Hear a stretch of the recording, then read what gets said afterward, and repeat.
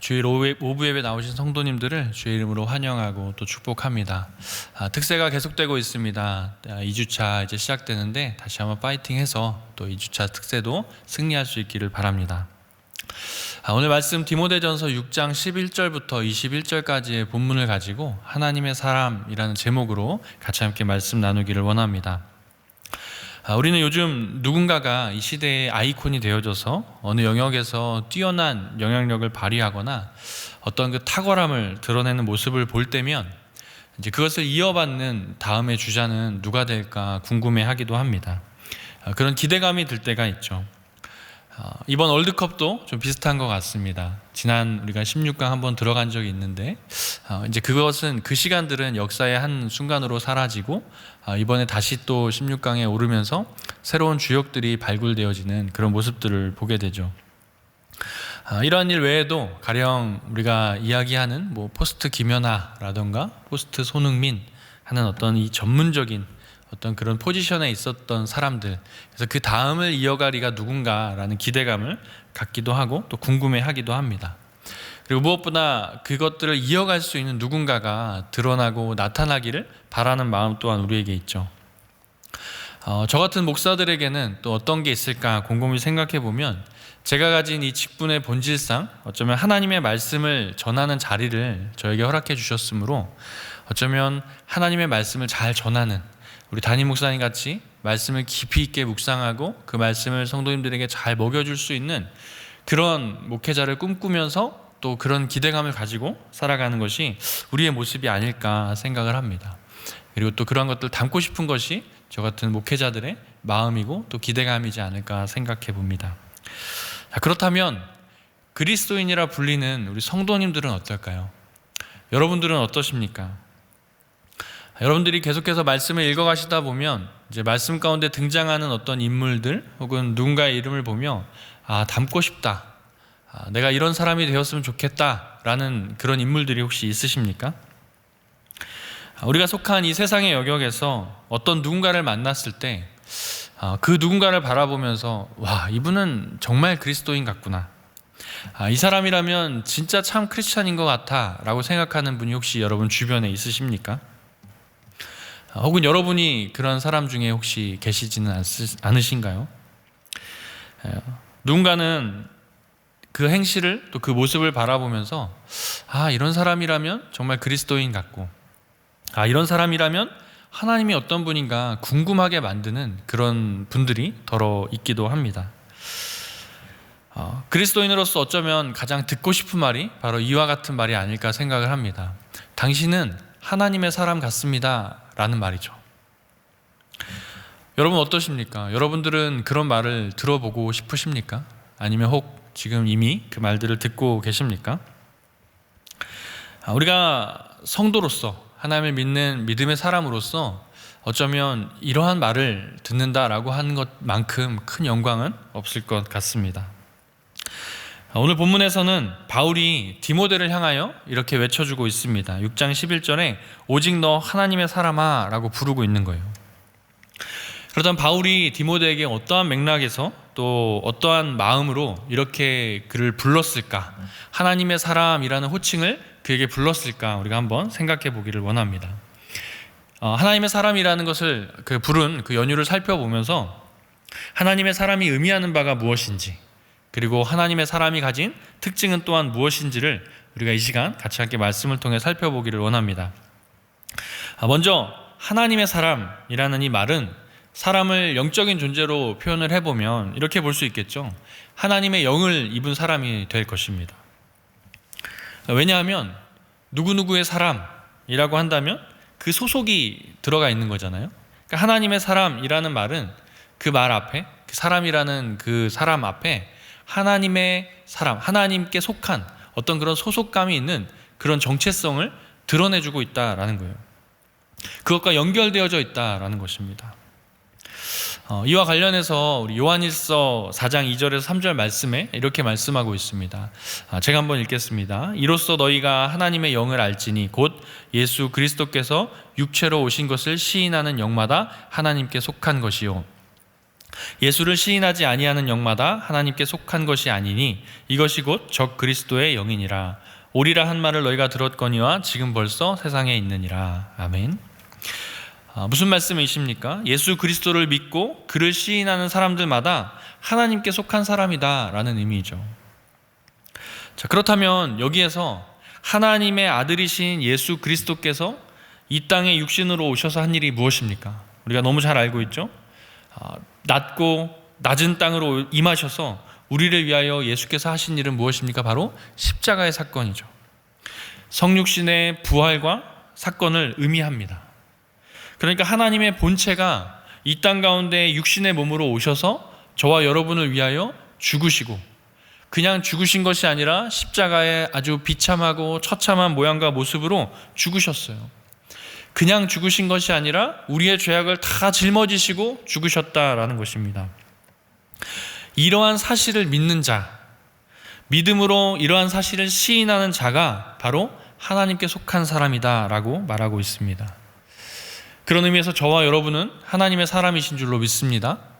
적어도 이 시간 이 자리에 앉아있는 여러분이라면 그리스도를 나의 구주로 고백하시고 그리스도의 십자가의 사건을 믿음으로 고백하신 분이길 줄로 믿습니다. 그렇다고 한다면 이 십자가 사건이 저와 여러분에게 어느 날 갑자기 내가 이제 예수를 믿어야지, 내가 이제 그 십자가를 믿어야지 하고 믿어졌던 그런 사건들이십니까? 매일처럼 십자가의 사건, 매일처럼 말씀을, 매일처럼 교회에 나와도 예수를 믿는 것이 그렇게 쉽게 믿어지지만은 않지 않습니까? 여러분 주변에도 아마 그런 분들이 많이 있을 것입니다. 어느 날 내가 의지를 가지고 내가 예수를 믿어야지 해서 믿어지는 것이 예수님이 아니다라는 거예요. 거기에는 어떠한 영향이 있고 어떠한 영향력이 있고 거기에는 어떠한 근거, 이유가 있다라는 겁니다. 말씀에서는 이렇게 말하고 있습니다. 로마서 10장 17절에 보니까 믿음은 들음에서 나며 들음은 그리스도의 말씀으로 말미암느니라 라고 이야기를 합니다. 이것은 무슨 말씀이십니까? 결국 믿음이라는 것이 나의 어떠한 행동을 통해서 드러나고 세워지는 것이 아니라 하나님의 말씀으로 말미암아 세워진다라는 거예요. 다시 말하면 그 믿음이라는 것이 나의 어떤 행동으로 말미암게 되는 것이 아니다라는 거죠. 다시 좀 더 말씀을 들여다보면 바울이 디모데를 하나님의 사람이라고 부르게 된 그 배경을 우리가 바울의 입장에서 한번 생각해 볼 필요가 있습니다. 바울 자신의 삶에서 먼저 찾아볼 수 있다라는 거예요. 왜 디모데를 향하여 하나님의 사람이라고 불렀을까를 바울의 모습을 통해서 들여다보는 겁니다. 여러분, 바울은 어떻게 예수를 믿게 되었죠? 우리가 잘 알고 있었던 것처럼 본래 바울은 어떤 사람입니까? 그 누구보다 예수 믿는 자들을 핍박하던 사람 아닙니까? 디모데전서 1장 13절에 보면 그가 이렇게 예수를 핍박했습니다. 한번 제가 읽겠습니다. 내가 전에는 비방자요 박해자요 폭행자였으나 도리어 긍휼을 입은 것은 내가 믿지 아니할 때 알지 못하고 행하였음이라. 우리 주의 은혜가 그리스도 예수 안에 있는 믿음과 사랑과 함께 넘치도록 풍성하였도다. 믿보다 모든 사람이 받을 만한 이 말이요 그리스도 예수께서 죄인을 구원하시려고 세상에 임하셨다 하였도다. 죄인 중에 내가 괴순이라. 아멘. 바울은 자신이 고백하기를 이전에는 예수 믿는 자들을 비방하고 그들을 박해하고 그들을 핍박했던 사람이라고 분명하게 말해주고 있습니다. 그런 사람이었는데 그가 어떻게 변화되었는가? 14절에 보니까 우리 주의 은혜가 그리스도 예수 안에 있는 믿음과 사랑과 함께 넘치도록 자신에게 풍성하여졌다라고 이야기를 합니다. 그리고 15절에 믿보다 모든 사람이 받을 만한 이 말이요 그리스도 예수께서 죄인을 구원하시려고 세상에 임하셨다 하였도다 라고 이야기를 합니다.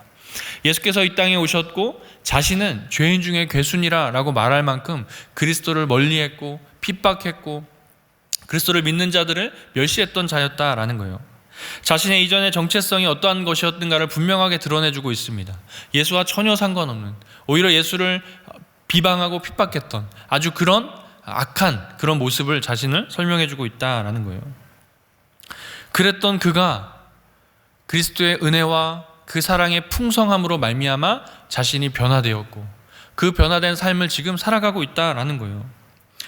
그런 마음을 담아 디모데에게 지금 너 하나님의 사람아 라고 이야기하고 있다라는 거예요. 바울은 이에 대한 설명에 있어서 본인의 어떠한 노력과 수고가 있다고 말하지 않습니다. 그는 왜곡된 믿음, 거짓된 교훈에 열광하며 예수 믿는 자들을 죽이러 다니는 것이 자기 인생의 가장 큰 사명이었고 그것을 본분으로 여기며 살아왔던 사람이었다라는 거예요. 우리가 다 읽어보진 못했지만 디모데전서 1장에 보면 바울이 디모데에게 이렇게 이야기를 합니다. 선한 싸움을 싸우는 것. 그러니까 선한 싸움을 싸우는 자와는 정반대의 삶을 살았던 이가 바로 바울 자신이었다라는 거예요. 그랬던 그가 완전히 뒤집어져서 완전히 뒤바뀌어서 디모데에게 권면하고 있는 겁니다. 1장에는 선한 싸움을 싸워야 된다. 그리고 오늘 6장에는 너 하나님의 사람아 라고 이야기를 하고 있다라는 거예요. 바울이 어떻게 변화되었는가 사도행전 9장에 보면 그 스토리를 잘 설명해 주고 있습니다. 이걸 이제 생각해 보면 이런 거죠. 바울의 라떼 이야기인 거죠. 바울이 자신이 어떻게 예수를 믿었는가라는 걸 설명을 쭉 해주는 겁니다.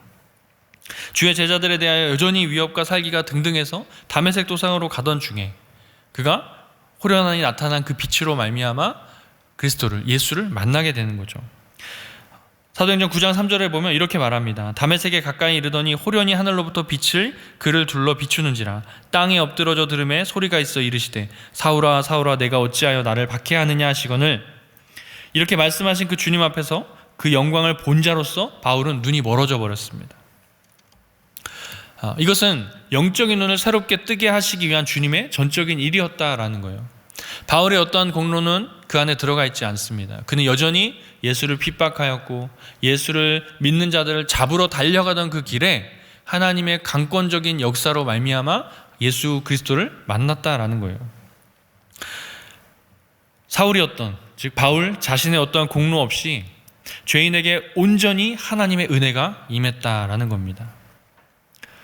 이처럼 주님이 은혜를 주시고 그에게 빛을 비추시면 인간은 바울이 처음 보여줬던 모습처럼 그저 땅에 엎드러질 수밖에 없는 그런 존재입니다. 아무리 혈기가 왕성하고 아무리 내가 막 굳은 의지를 가지고 투철한 정신을 가지고 예수를 핍박하고 잡으러 가려고 할지라도 하나님의 은혜가 그 안에 임하면 그냥 꼬꾸러지는 거예요. 바로 예수 앞에 엎드러지는 겁니다. 바울이 이러한 일을 바로 경험했다라는 거예요. 그러한 사람이었던 바울이 지금 이렇게 고백하고 있습니다. 그런 자신을 충성스럽게 하나님이 주님이 여겨주셨고 그에게 직분을 맡기셨고 주님의 은혜가 그리스도 예수 안에 있는 그 믿음과 사랑과 함께 넘치도록 풍성하였다라고 고백하고 있는 것입니다. 그렇게 자신이 긍휼을 입었다고 고백함으로 그는 자신이 복음의 빚진 자 되었다라고 말하고 있습니다. 그리고 그때부터 그는 철저하게 하나님의 사람이 되어서 남은 인생을 복음을 전하는 자의 사명을 가지고 살아갔다라는 거죠. 이처럼 바울은 지금 자신이 먼저 그렇게 하나님께 소속된 자로 인생 전부를 주님을 위하여 살게 된 하나님의 사람으로서 자신의 그 정체성을 이미 가지고 있었던 사람이다라는 겁니다. 그러한 마음을 가지고 자신의 믿음의 아들인 디모데를 향하여 동일하게 오직 너 하나님의 사람아 라고 불러주고 있는 거예요. 그렇다면 바울이 디모데를 향하여 이렇게 너 하나님의 사람아 라고 부를 때에 바울의 심정, 그 마음, 그 단어에는 어떤 마음이 들어가 있었겠습니까?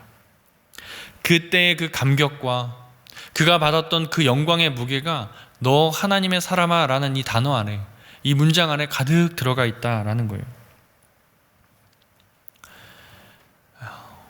오늘날 우리는 라떼를 이야기하는 걸 별로 좋아하지 않습니다. 과거의 모습들, 과거의 어떤 내가 가졌던 영광들. 그러나 저는 이 부분만큼은 라떼 이야기를 칭찬하고 들어주고 세워줘야 된다라고 생각을 합니다. 왜입니까? 예수를 만났던 그 영광, 그 시간, 그 자리를 이야기하고 있다라는 거예요.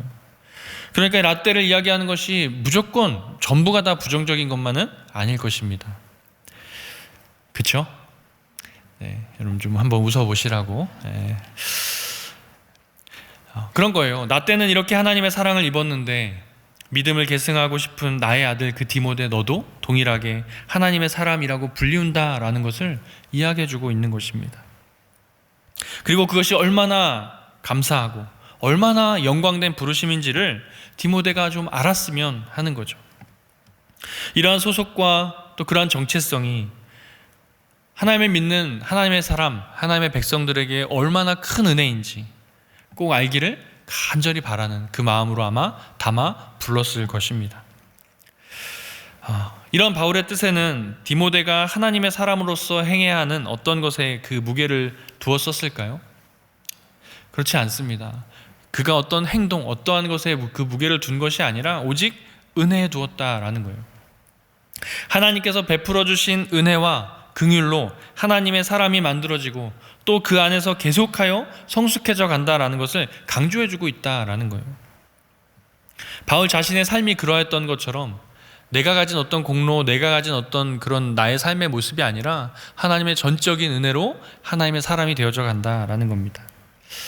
우리 디모데전서 1장 16절 말씀을 같이 한번 읽어볼까요? 디모데전서 1장 16절 말씀입니다. 우리 한 목소리로 한번 읽겠습니다. 그러나 내가 긍휼을 입은 까닭은 예수 그리스도께서 내게 먼저 일체 오래 참으심을 보이사 후에 주를 믿어 영생 얻는 자들에게 본이 되게 하려 하심이라. 아멘. 여기서 무엇라고 말씀하고 있습니까?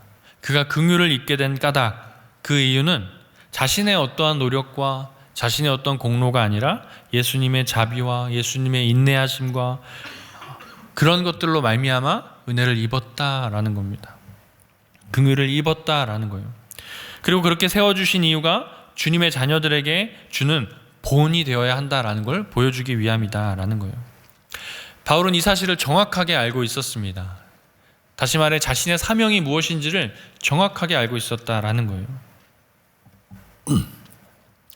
정말 보잘것없고, 아니 그보다 어쩌면 더한 악인이고 죄인이었음에도 불구하고 하나님께서 그에게 전적인 은혜를 베푸사 그가 예수 그리스도의 그 복음을 전하는 사명자로 세우기까지 하나님께서 역사하신 그 일이 바울 자신에게는 너무나 큰 감격이었고 너무나 큰 은혜였기에 그 마음을 지금 디모데에게 전해주고 있다라는 거예요. 여러분, 이것은 오늘 우리에게도 동일하게 부르시는 하나님의 말씀이고 음성인 줄로 믿습니다. 여러분, 하나님에게 우리는 어떤 존재입니까?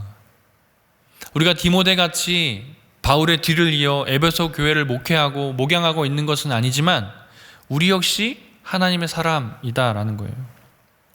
저와 여러분 또한 하나님의 사람으로 부르심을 받은 자들이다라는 겁니다. 그에 합당하게 하나님의 자녀로서 그분의 명예를 지키고 살아가야 될 하나님의 사람이다라는 거예요. 왜요? 저와 여러분도 바울처럼 그렇게 은혜 입은 자들이기 때문입니다. 여러분 믿으십니까? 여러분도 그렇게 은혜를 입은 자들이 맞습니까? 그렇다고 한다면 우리의 소속도 결국은 하나님께 속해 있는 것이죠. 제가 이 하나님의 사람이라는 이 소속감과 또 그에 따른 어떤 책임감에 대해서 좀 곰곰이 묵상하고 생각하면서 나에게 비슷한 좀 경험이 있지 않았을까 한번 생각해 봤습니다. 그것으로 말미암아 일어났던 나의 어떤 경험들이 뭐가 있을까 한번 생각해 봤어요. 그랬더니 다른 많은 일들이 있었겠지만 이 한 가지 일이 떠오르더라고요. 뭐냐면 제가 말씀을 전하는 목회자로 세움받고 또 서면서 많이 배워야 되고 또 많이 알아야 된다라는 생각이 있었습니다. 그래서 좀 더 공부를 해야겠구나라는 생각이 들어서 이제 신대원은 아니죠. 이제 일대원회라고 하는 일반 대학원, 그러니까 신학을 좀 더 공부하고자 이제 좀 가서 이제 면접을 보게 될 기회가 있었습니다. 사역 중에 이제 면접을 보러 가다 보니까 이제 시험도 간단하게 있었고 준비가 되지 못했던 거예요. 너무 준비가 되지 못했습니다. 마음이 참 너무 무거웠어요. 어떡하지? 라는 마음을 가지고 그래도 일단은 신청을 했고 또 지원을 했으니까 가자 이러고 두렵고 또 떨리는 마음으로 가다가 문득 그런 생각이 들었습니다. 이렇게 준비하지 못한 채로 가는 게 뭐가 있나 싶어서 막 좀 마음을 좀 점점 놓았던 것 같아요. 마음을 점점 내려놓고 거의 이제 포기하는 마음으로 좀 이렇게 좀 안일한 마음으로 그렇게 좀 면접장을 가야겠다 생각을 했던 것 같습니다.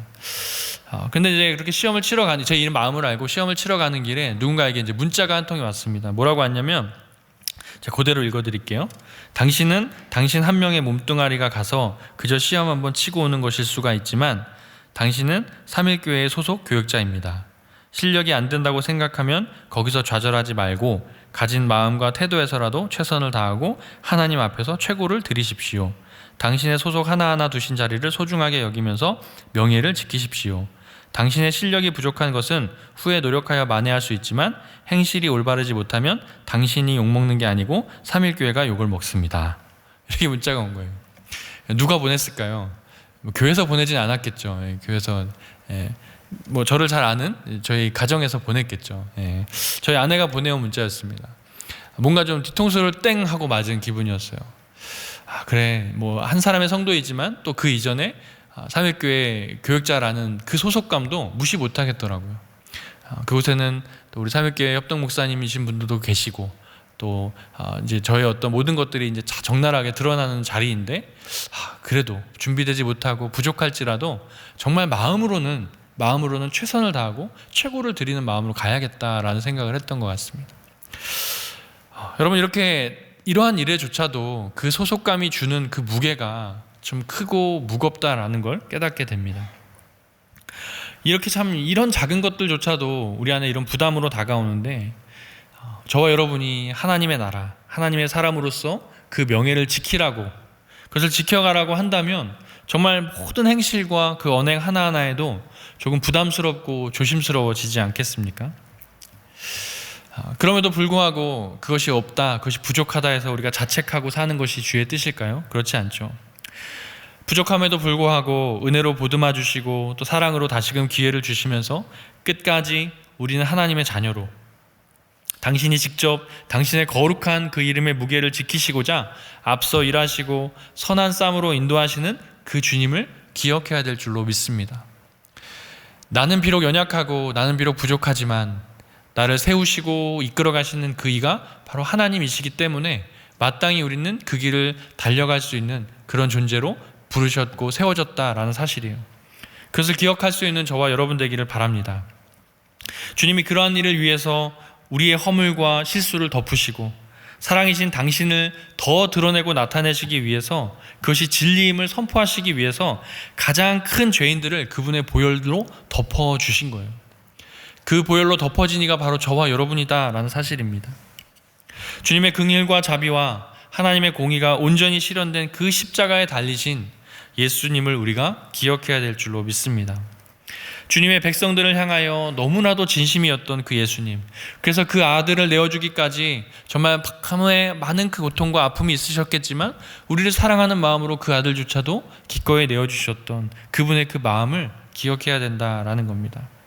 그렇다고 한다면, 그러한 마음으로 은혜를 입은 자들이라고 한다면 우리가 어떻게 살아가야 되겠습니까? 우리가 어떤 행동을 행해서 하나님의 사람이라 불리우는 것이 아니라, 우리가 의로워서 그렇게 불리워진 것이 아니라 하나님의 은혜로 우리가 주님의 사람이 되었다는 사실을 잊지 말고 그에 합당한 반응을 우리가 드러내야 한다라는 겁니다. 그렇다고 한다면 이제 하나님의 사람이 주는 의미가 무엇인지를 우리가 한번 살펴봤습니다. 두 번째로 하나님의 사람이 가지는 특징이 무엇인가 우리가 좀 한번 살펴봤으면 좋겠습니다. 오늘 디모데전서 6장에서는 디모데전서에서는 크게 두 가지로 나누어 이야기를 합니다.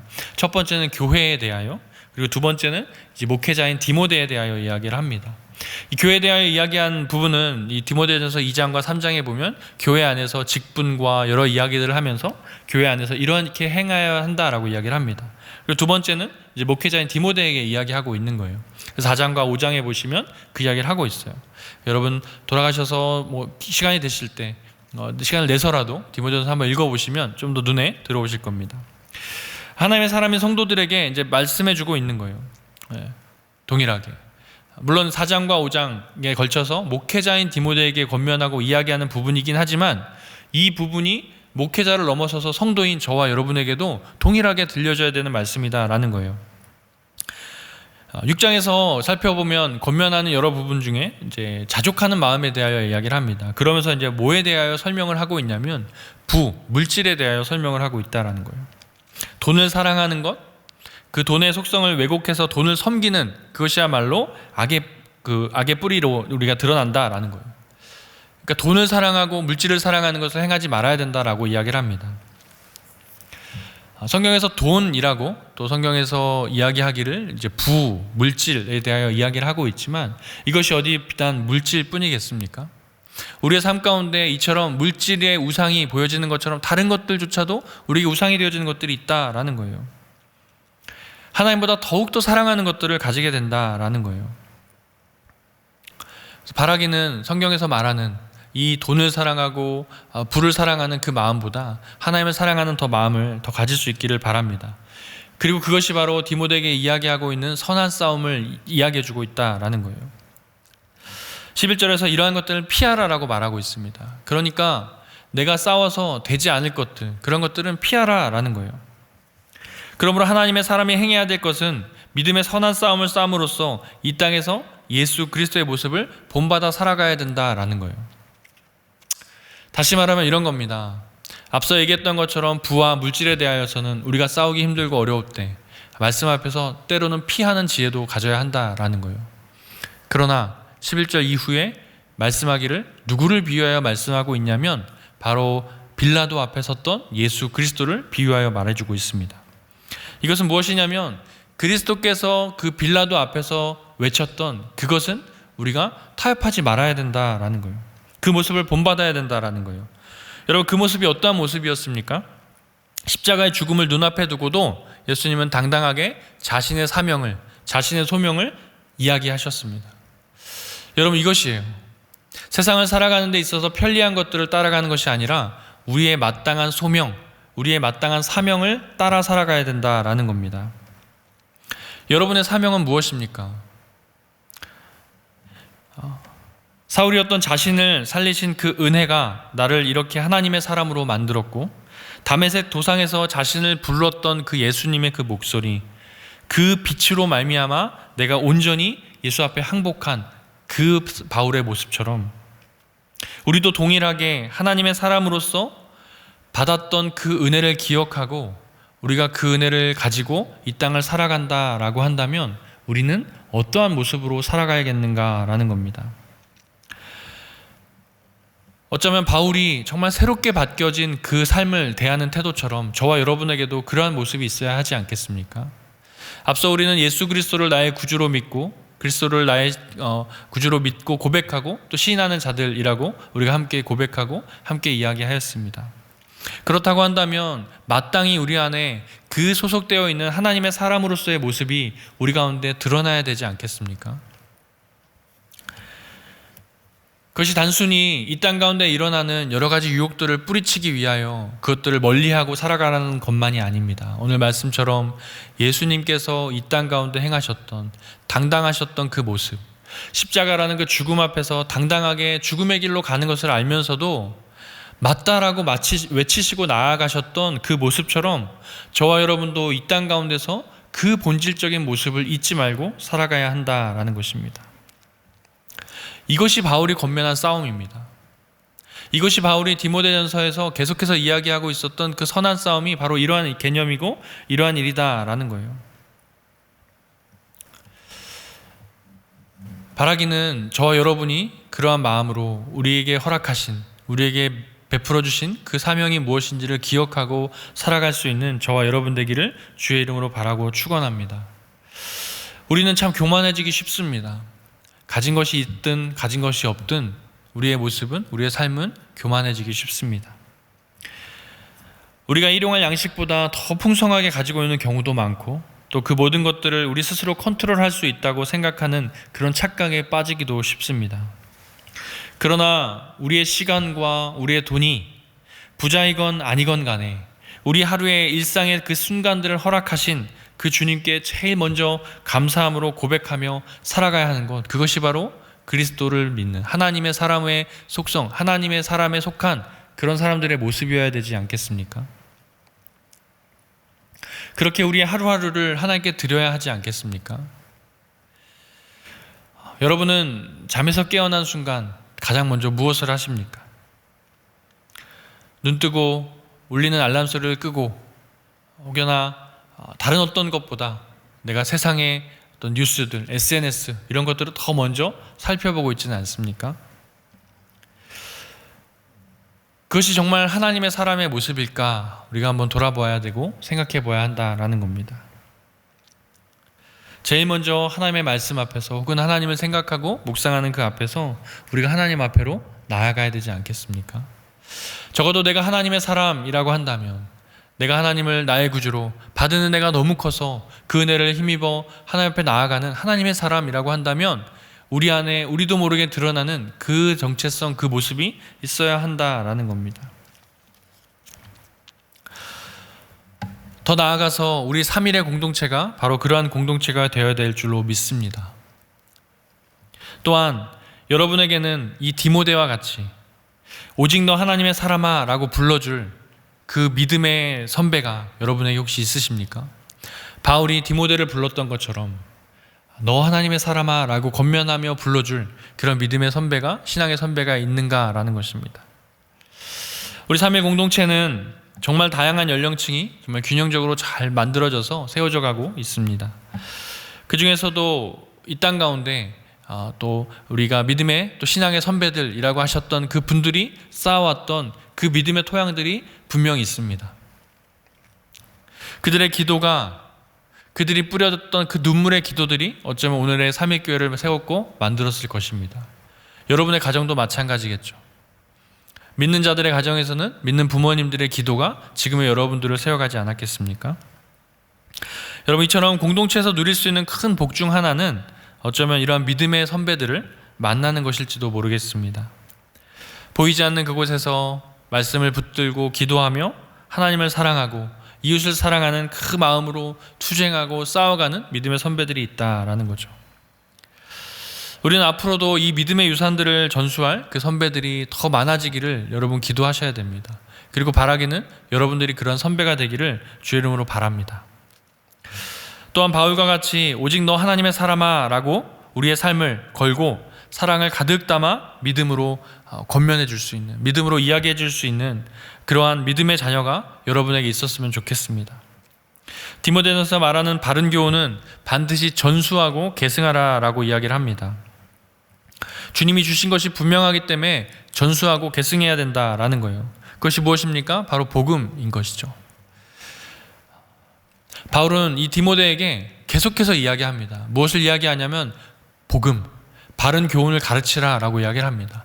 다른 어떤 것을 이야기하는 것이 아니라 복음, 그 복음을 가르치라 라고 이야기를 하는 거예요. 여러분은 여러분들의 주변의 지인들에게 무엇을 가르치고 있습니까? 복음을 중심에 두고 그 복음의 언저리만 우리가 돌고 있지는 않습니까? 마땅히 우리가 전해야 될 것은 복음 아닐까요? 우리가 이제 곧 특세를 마치고 나면 국내 선교 또 해외 선교 이제 출발하고 나아가게 됩니다.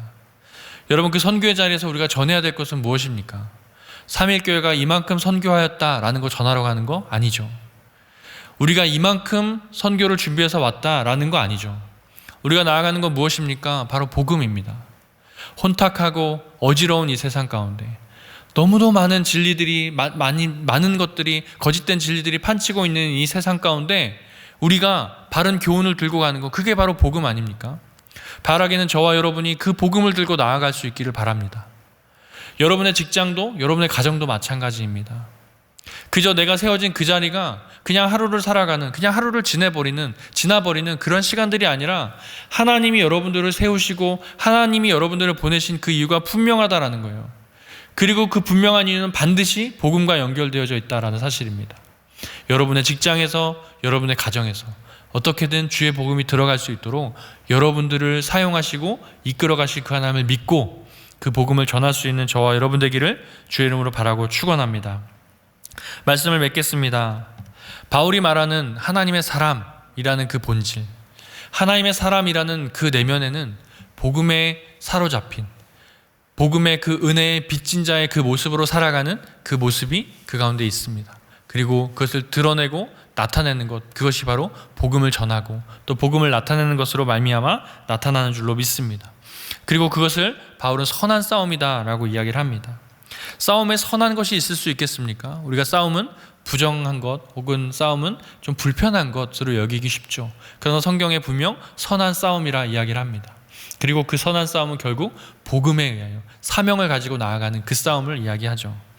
이제 연말입니다. 우리가 하나님의 사람으로 살아가기 위해서 믿음의 선한 싸움을 살도록 인도하신 우리 주님 앞에 진정한 감사와 또 부족함에도 불구하고 우리에게 기회를 주시고 또 공동체에서 말씀으로 우리를 붙드시며 용기를 내게 하신 그 하나님께 진심으로 감사를 올려드리는 그러한 연말이 되기를 주의 이름으로 바랍니다.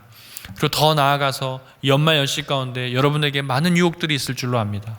세상 가운데 세상의 사람들이 원하고 요구하는 많은 유혹들이 있을 줄로 압니다. 그러나 그 유혹들 가운데 여러분 주저하지 마시고 하나님의 사람으로서 믿음의 결단을 이루어내시고 세상의 방법이 아닌 하나님의 방법으로 여러분에게 주어진 자리를 마땅히 이겨내고 나아갈 수 있기를 주의 이름으로 바랍니다. 세상이 뭐라 하여도 내가 가진 사명, 내가 이 땅 가운데 주어진 사명을 잊지 마시고 하나님이 갚아주시고 하나님이 이루어주실 줄로 믿습니다. 바라기는 내가 하나님의 사람이라는 그 정체성을 드러내기를 두려워하지 마시기를 주의 이름으로 바라고 축원합니다. 얼마 전에 담임 목사님도 설교하셨던 것처럼 기도할 때 마땅히 기도하자라고 말씀하셨던 기억 나시죠? 어느 예배였는지 제가 정확히 기억을 못하지만 그런 것처럼 이번 한 주간도 우리가 정말 나는 하나님의 사람이다 라는 그 믿음의 확신을 가지고 담대하게 내게 주어진 그 자리에서 하나님의 사람으로 온전히 살아갈 수 있기를 주의 이름으로 바라고 축원합니다. 우리 같이 함께 찬양하고 기도하겠습니다.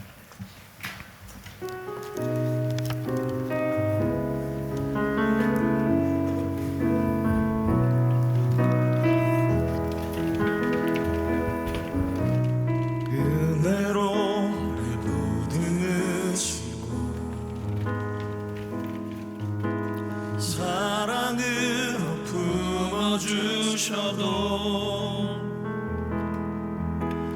내 마음 한 자락도 지키지 못하는 이 모습 부끄럽습니다. 따스한 곁을 내어주신 주님 앞에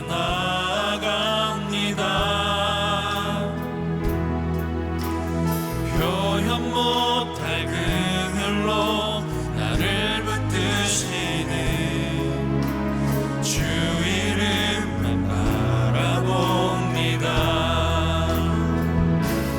매일 마주한 슬픔을 견뎌나가며 주 예수의 마음을 닮아가네.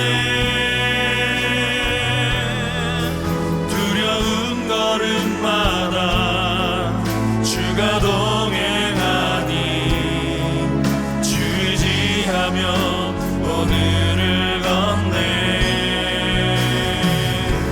주의 신실한 소망을 깊이 담으며 주 예수의 부교를 채워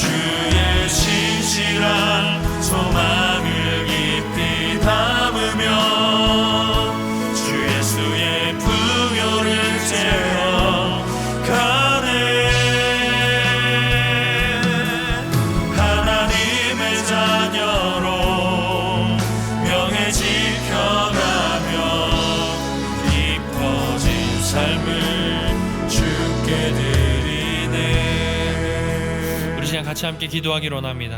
여러분 들은 말씀을 기억하며 여러분에게 주시는 기도의 제목이 있다면 같이 함께 기도하기로 원하고 또 찬양의 가사처럼 나를 부르신 하나님의 사람이라고 나를 불러주신 그 하나님의 사람이라는 그 정체성, 그 소속감에 맞게 나의 한 주를 살아가는 이 한 주가 되게 하여 주시옵소서. 또 내일부터 시작될 2주차 특별 새벽 기도 가운데 주님 내가 의지를 가지고 나아가 하나님 하루하루를 하나님의 삶으로 드러내는 나의 일상을 살아갈 수 있게 해달라고 우리 자신을 놓고 같이 한번 기도하기로 합니다. 함께 기도하겠습니다.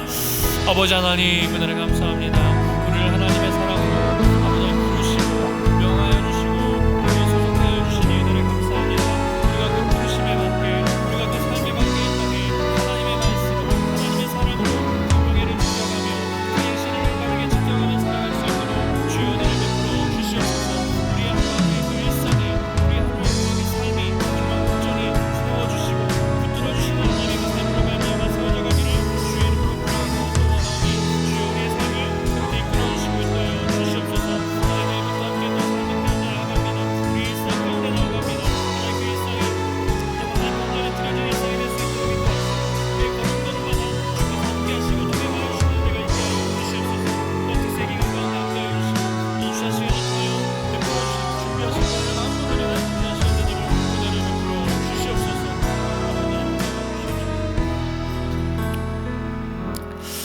이제는 우리 주 예수 그리스도의 은혜와 하나님 아버지의 그 크신 사랑하심과 성령의 교통하심이 오직 너 하나님의 사람아 라고 우리를 불러주신 하나님의 그 은혜와 또한 사람 앞에서 하루하루의 일상을 담대하게 살아갈 오늘 예배자리에 나온 모든 성도들 머리머리 위에 이제로부터 영원토록 함께 있을지어다.